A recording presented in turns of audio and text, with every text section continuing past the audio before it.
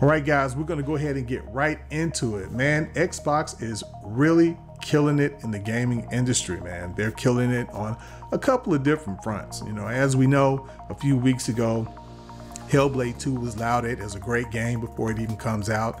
There was the whole 30 FPS thing, but that was not a big deal because honestly, it didn't really surprise anybody. Everybody pretty much expected for it to run 30 FPS on the console. Now, would it have been great if it ran at 60 FPS? Look, you know that old saying, certain things don't need to be said, and that doesn't need to be said. Of course, it would be wonderful if it ran at, a consistent 60 frames per second on the console. Hell, 40 is better than 30, so even if it ran at 40, that would be great. So, that, like I said, that doesn't need to be said. But the point is, it's going to be at 30, and even at 30, the people who played it, and these were people who usually have a lot of negative things to say about Xbox, even if they have to make some of those negative things up. And even they said, hey, look, this game is so good, I just can't lie about it. I'm not going to make myself look like an idiot. It's great. So soon after that, the whole Fallout series thing came on the scene, and the media got an early opportunity to look at it. And they came back with a report saying that it's absolutely phenomenal. Well, the fans got their hands on it, including me, and we all agreed with them that, yeah, it's phenomenal. I was addicted to it, and I looked at as many of the series as I could in one sitting. I think I knocked out half of it in one setting, and then the other, the remaining series, I ended up having to kind of break it up a little bit. But that's time constraints on my part. But now we're also dealing with a situation where we're looking at Xbox, as far as their game sales, picking up on a couple of different fronts. In Europe, they're picking up in a territory that normally belongs to PlayStation. Now on the list, you have Fallout 4, Call of Duty Modern Warfare 3, Fallout 76, Fallout New Vegas. Man, I'm really surprised that's not like at the top. I absolutely love Fallout New Vegas and Fallout 3. The 2015 game sales rose over 7,500% week on week across Europe. This is GSD data that tracks digital game sales across all European markets and physical sales across all European countries, including the UK, France, Germany, Italy, and Spain. This is due to some heavy discounting on games in the Fallout franchise across all platforms. It's all designed to tie in with the Fallout TV show, which has proven to be a smash hit on Amazon Prime, and I would certainly agree with that.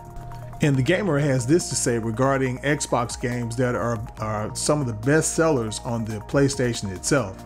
It's a pretty odd time to be an Xbox fan right now, uncertain about your platform's future due to Microsoft's willingness to put its best exclusives on rival platforms, which that's not true. They haven't done that yet. But anyway, I mean, I guess that's their opinion, so I'll have to respect that.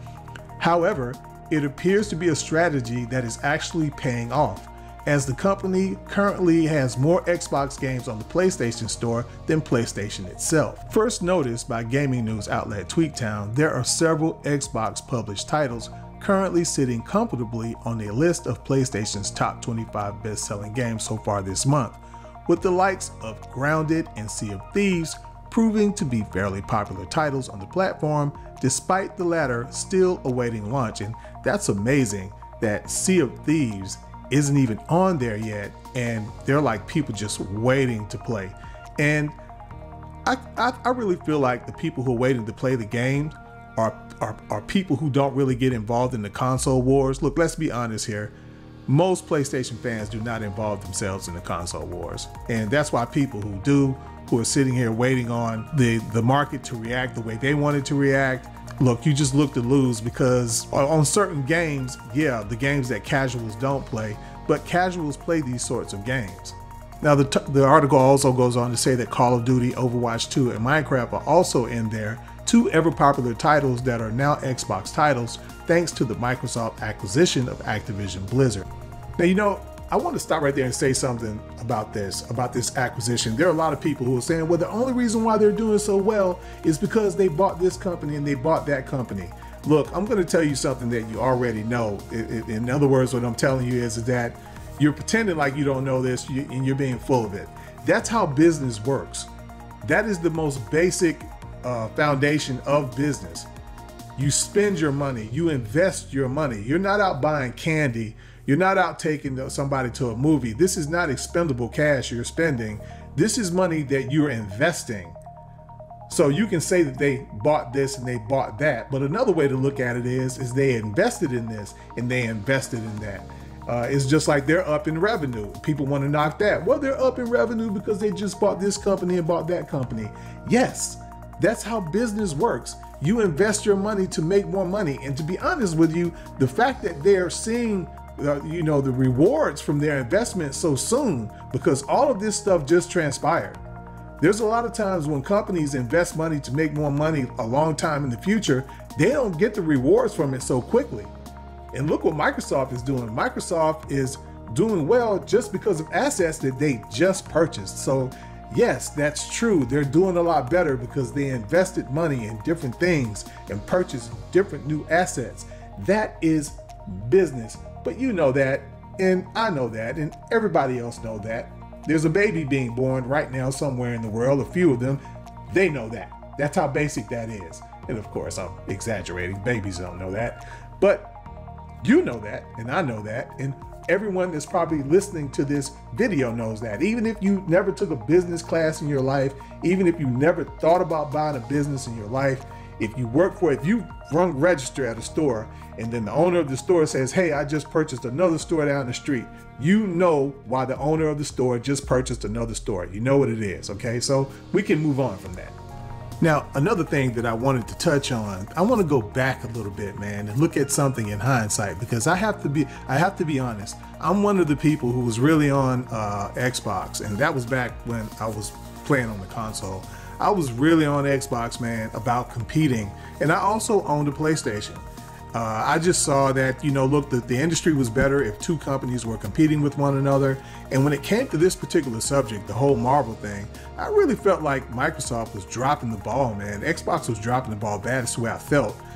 But now, in hindsight, I can see probably why they declined to make an offer to Marvel when it came to Spider-Man.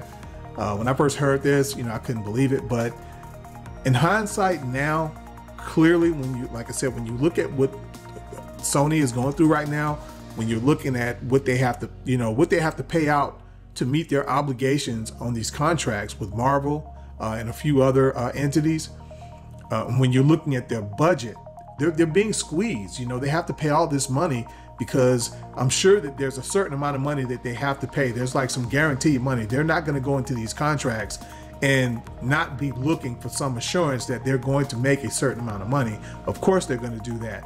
So now you have PlayStation, you got that contract on one side, and then on the other side of you've got your rising budgets, insane budgets.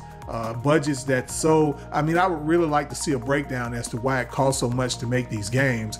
I haven't really seen that yet, but I would really love to see it. But at any rate, it is very expensive. And I remember Phil Spencer, I think it was Ryan McCafferty, I think that's how you pronounce his name, he did an interview with, and Ryan, whoever it was that was interviewing him, brought it up. And I think it was Ryan McCafferty, and he brought it up, and I remember Phil said something along the lines of, it's better to own your IP than to rent your IP. And obviously what he was saying now is like, look, if you own it, you keep all of the profits. When you put it out there, for example, Blade, they own that now. So even like a lot of people are saying, well, it's not a Spider-Man, it's not a Superman, it's not a Batman, it's not that popular. But the thing about it is this, it may be more fruitful because when it's all said and done, any money that's made off of that game, there's no one sitting on the other side of the table telling them, hey, you need to cut us a check. All of the money that they make off of Blade, they get to keep it. It's theirs. It belongs to them. I tried to find that interview. I tried to find it in written form and in video form, and I haven't been able to do it. There have been a couple of interviews where Ryan McCafferty has interviewed Phil Spencer, so I would actually have to look at the whole video, the whole interview. And to be honest with you, I just didn't want to do that. If any of you can remember the interview, please comment down in please put it down in the comment section. Now, I know that YouTube isn't really, they really don't like people to put links and all that in there. But if you remember the quote, just give us the quote, and then we could take the quote and then we can put it in the Google search engine, and then we can look it up for ourselves. But anyway, it just really seems like, I'm sorry about that, this PC, man, Jesus Christ. Anyway, it really seems like, it doesn't seem like it. It all makes sense now. It all makes sense. And this is the second time that I've had to correct myself on something that I thought Phil Spencer was doing wrong. The other one was going out getting exclusives. And now I understand exactly why they did not go out and get exclusives, because they would have had to pay any company that they were paying to be to bring their game to Xbox exclusively. They would have had to pay them for all of that market share that PlayStation had. So that would have been an immense amount of money. So look, Xbox, Microsoft Phil is teaching me about the business, and hey, I'm here to learn. But man, Xbox is really killing it, man. I mean, who saw this coming? And my investment in this is Game Pass. As long as the company is doing well, I love Game Pass. I want Game Pass to be around. I want Game Pass to be successful. Contrary to popular belief, it's actually been doing pretty good for a few years now.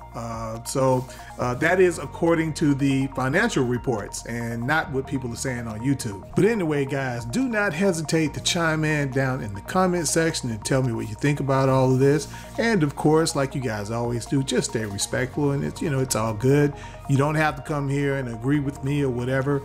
This is not a dictatorship. This is a democracy. As long as you're respectful, then it's all good. You can pretty much voice your opinion and say whatever you want to say.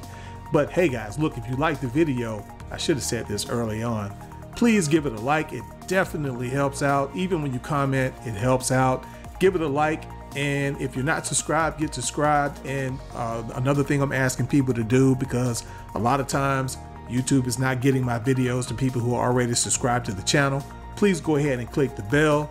And yeah, guys, hey, look, it's looking good. And if you're an Xbox fan, look, if you're a fan of gaming all around, if you're not caught up in these console wars and all that, gaming is looking great. And to be honest with you, man, I'm contemplating getting a Pro. Many of you might remember the story that I told about what happened to my PlayStation 5. And I'm not going to go through all that again. But anyway, I had one and then I didn't have one. So that's the long story short on that. But I'm thinking about getting a Pro because, look, PlayStation might not have a lot of exclusive games coming out now, some of their top tier games, but they're going to have some coming in the future. And look, they're going to always, a lot of people are saying exclusives are dying. Look, you can't say consoles are going to be, because the same people who were saying that, saying, hey guys, don't worry about it, the consoles are going to be around for a while. Look, if you're going to have consoles, you're going to have some form of exclusives. Now, I don't believe that is going to be as strict. I believe a lot of these walls are going to come down. In fact, I'm sure that they are. But, I don't know, man. I'm going to sit back and wait and see what happens with PlayStation and the whole PC thing. I don't know how quickly. I really believe that the day and date thing is coming. I really believe that. And one of the things that has me holding off on buying a PlayStation Pro is this. Knowing my luck, I'll buy the PlayStation Pro, and then PlayStation would say, yeah, day and date is come, like, I'll be in the store and then I'll get in the car and cut on the radio, and then there'll be an announcement saying that Sony just announced that all of their games are coming to PC day and date. And yeah, that would kind of be great though, because I would be able to go in the store and return it. But anyway, you know what I'm saying. But hey guys, look, again, hope you enjoyed the video. Hope you guys have a great weekend and stay safe.